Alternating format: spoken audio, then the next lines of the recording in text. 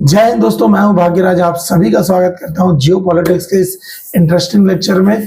जिस पार्टी को cockroach cockroach बोल के 1.5 महीने पहले लोगों के द्वारा और जितने भी मीडिया वाले द्वारा इतना चीजें चिढ़ाया गया कि ये तो इनको तो हिट मार के भगा देंगे।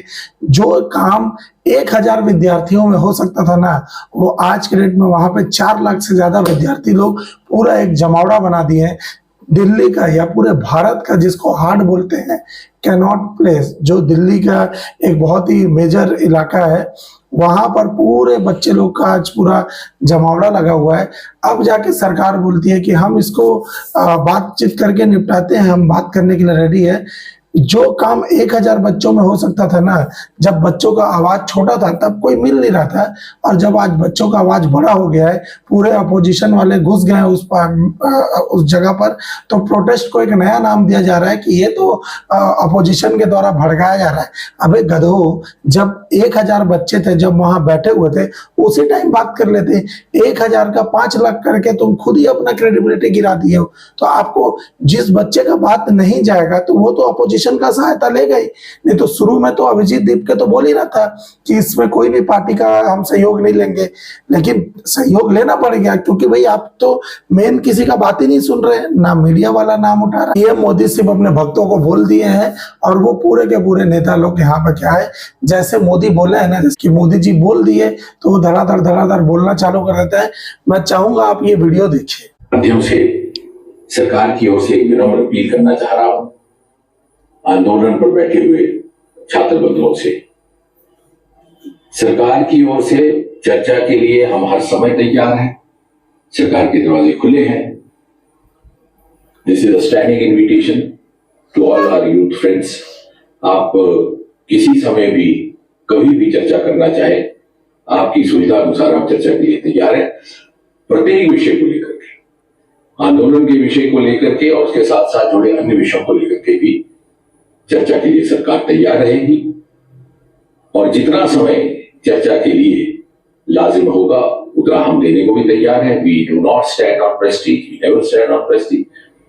आपके साथ चर्चा में देश के स्वास्थ्य मंत्री और वरिष्ठ नेता श्री जेपी नड्डा जी रहेंगे। उनके हमरा उनके संग में भी रहूंगा, और धीरे धीरे हम इसी चर्चा के माध्यम से समाधान की ओर बढ़ सकते हैं, और समाधान से ही नया रास्ता भी निर्धारित हो सकता है।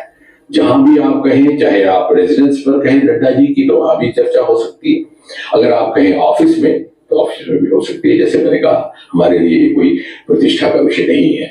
और श्रोताओं की जानकारी के लिए मैं ये भी कह दूं कि कल दोपहर से लेकर के आज दोपहर तक 4 मरतबा हमारी ओर से औपचारिक तौर पर ऑफर जा चुका है, पेशकश जा चुकी है इन छात्र बंधुओं से, इनके प्रतिनिधियों से बातचीत करने के लिए, चर्चा करने के लिए।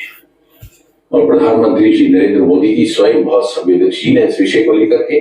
उन्होंने जैसे सोहे भी अपने कथन में कहा कि सर्वाधिक प्राथमिकता और इंपॉर्टेंस और महत्व वो देते हैं युवाओं के हितों को, और इसी से प्रेरित होकर के उन्होंने ये निर्णय लिया कि जितने भी पेपर लीक के जिम्मेवार दोषी लोग पाए जाएंगे उनको फास्ट ट्रैक के माध्यम से फैसला होगा, ताकि जल्दी निर्णय हो और एक निर्णायक कार्रवाई भी हो। And this is a part of the series of continuous steps being taken by the government for the safeguard of the welfare of the interest of the students.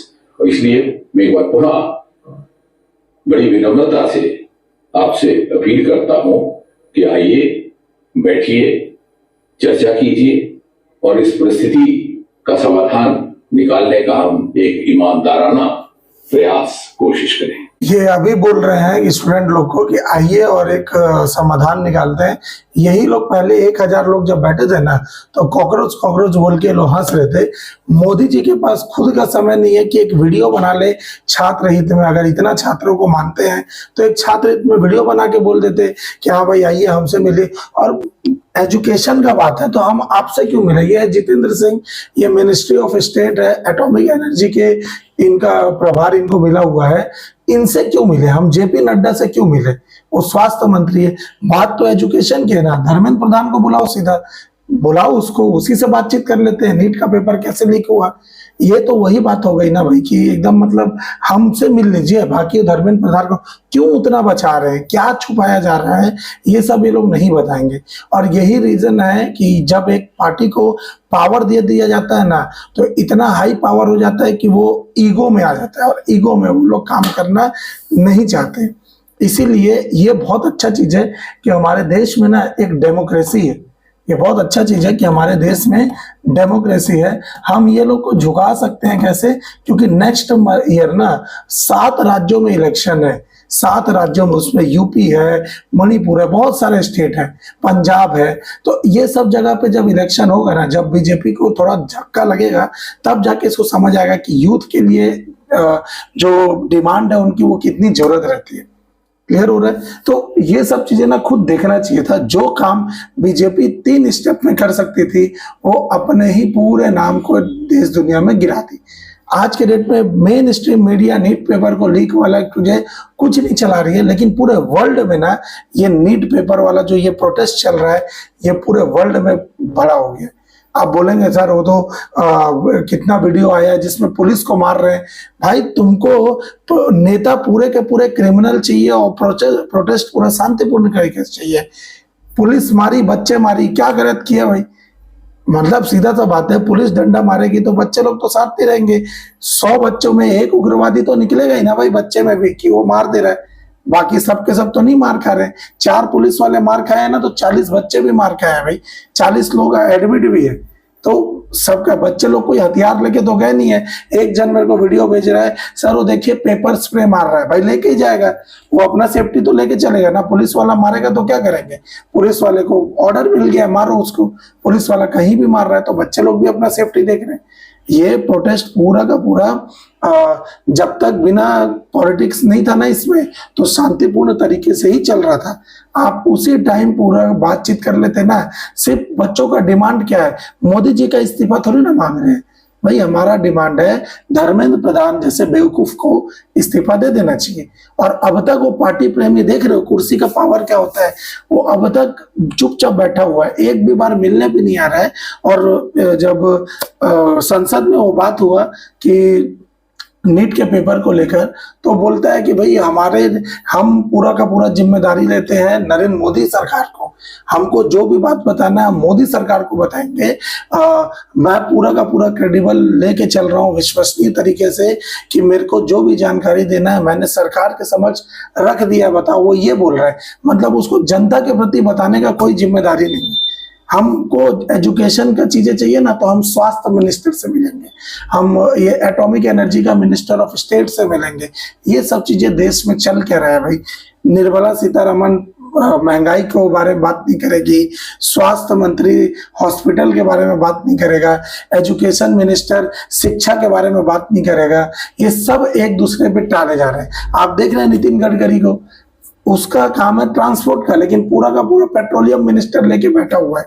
ये एथेनॉल पे कितना उसके ऊपर बहस हुआ, लेकिन अब बोलता है कि हाँ जो भी पेट्रोल का बात करना आप पेट्रोलियम मिनिस्टर से करिए। बताइए, पेट्रोलियम मिनिस्टर चुप है और ट्रांसपोर्ट मिनिस्टर बोले जा रहा है, बोले जा रहा है, बोले जा रहा है। ये लोग अपना खुद का एक जो रेपुटेशन बनाए थे, सबका सब खत्म कर दिए। 3 स्टेप में बीजेपी इसको खत्म कर सकती थी, ये प्रोटेस्ट आगे बढ़ता ही नहीं। पहला स्टेप तो वही था कि धर्मेंद्र प्रधान का इस्तीफा हो जाए। अब बोल रहे हैं कि हम एक फास्ट ट्रैक कोर्ट बैठाएंगे। कितने बार, हर बार तो फास्ट ट्रैक कोर्ट बैठा है। ये सीजीपीएससी में जब घोटाला हुआ था छत्तीसगढ़ में, तो यहाँ पर ये आई है बीजेपी गवर्नमेंट, विष्णुदेव साय का, ये भी फास्ट ट्रैक कोर्ट ही बैठा है।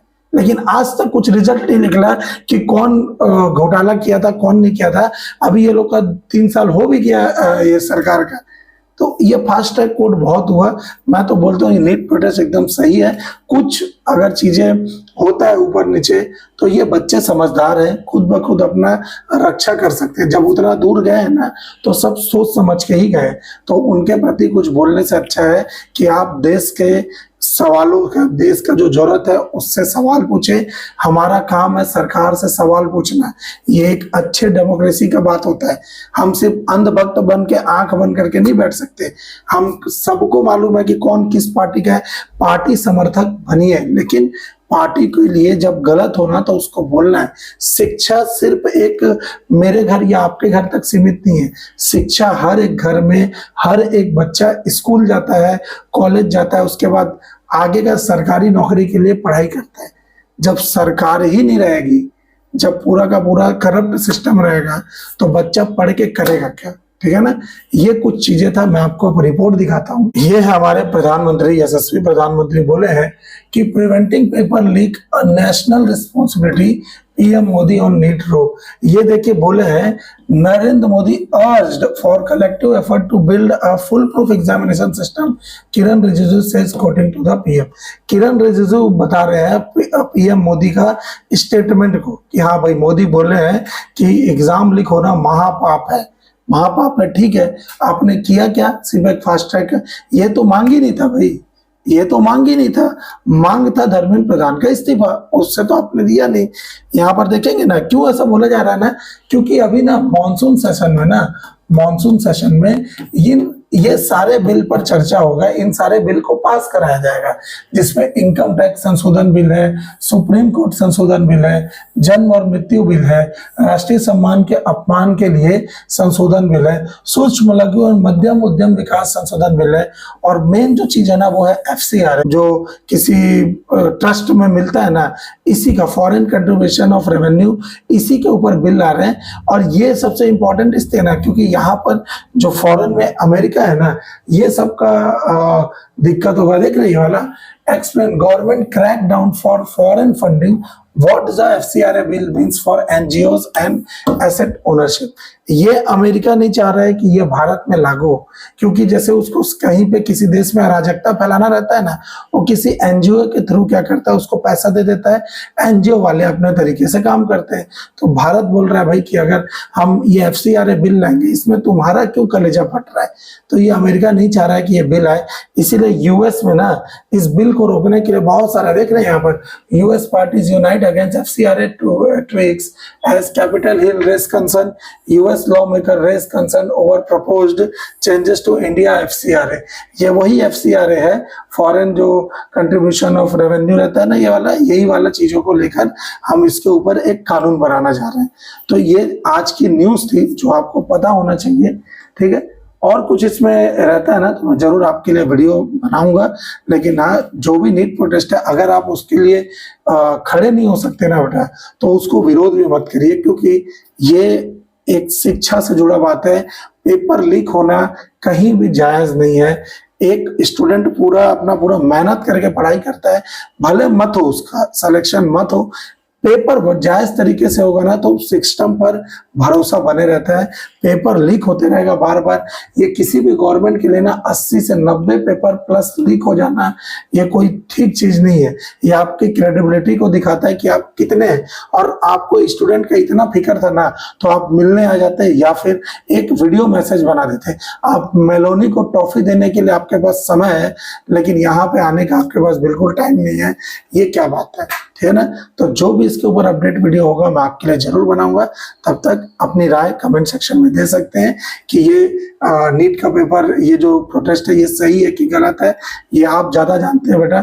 लेकिन हाँ, ये मैं बोलूंगा फिर से, एजुकेशन पे पॉलिटिक्स नहीं होना चाहिए। शिक्षा सबसे उच्च स्तर का चीजें होता है, इसमें अगर कोई पार्टी पॉलिटिक्स कर रहा है तो ये गलत चीज है। ठीक है, ना तो आपका घर बीजेपी चलाता है, ना आपका घर कांग्रेस चलाता है। आपको एक अच्छे डेमोक्रेसी का पहचान होता है अपने सरकार से सवाल पूछना, और ये हर एक व्यक्ति को पूछना चाहिए। जो नहीं पूछ रहा है, देशद्रोही अपने नजर में वही है। ठीक है, मिलते हैं अगले वीडियो में। थैंक यू सो मच, जय हिंद।